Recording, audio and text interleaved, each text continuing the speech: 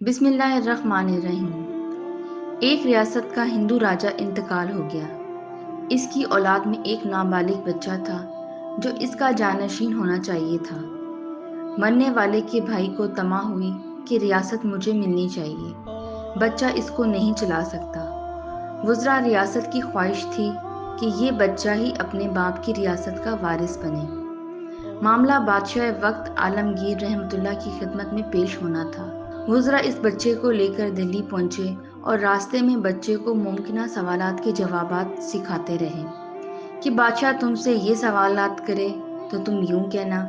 جب وہ سب اپنی تعلیم ختم کر چکے اور دلی پہنچے تو بچے نے وزراء سے کہا کہ یہ سوالات و جوابات تو آپ نے مجھے بتلا دیے اور میں نے یاد کر لیے، لیکن اگر بادشاہ نے ان کے علاوہ کوئی اور سوال کر لیا تو کیا ہوگا؟ وزراء نے کہا کہ ہمیں معلوم نہیں تھا آپ اتنے عقل مند ہیں، ورنہ راستے میں ہم آپ کو کچھ بھی نہ کہتے۔ بس اب ہمیں فکر نہیں، جس کے ذہن میں یہ سوال پیدا ہو سکتا ہے اس کا جواب بھی اللہ ہی سکھلائے گا۔ پھر ہوا یہ، جب یہ لوگ دربار میں پہنچے تو دربار برخاست ہو چکا تھا۔ عالمگیر رحمت اللہ اپنے زنانہ مکان میں چلے گئے تھے۔ اس بچے کی آنے کی اطلاع ملی تو اس کو اندر مکان میں بلا لیا۔ اس وقت عالمگیر رحمت اللہ گھر کے ایک حوض کے کنارے پر تہبند باندھے ہوئے نہانے کے لیے تیار تھے۔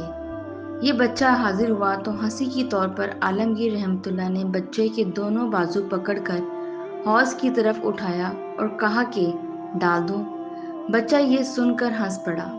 بادشاہ نے ان کو نظر تعجب سے دیکھا تو بچہ بولا کہ مجھے ہنسی اس پر آ گئی کہ آپ کی ذات تو ایسی ہے کہ جس کی انگلی پکڑ لیں اس کو کوئی دریا غرق نہیں کر سکتا۔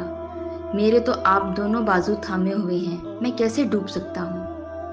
عالمگیر رحمت اللہ نے اس کو گود میں اٹھا لیا اور ریاست اس کے نام لکھ دی۔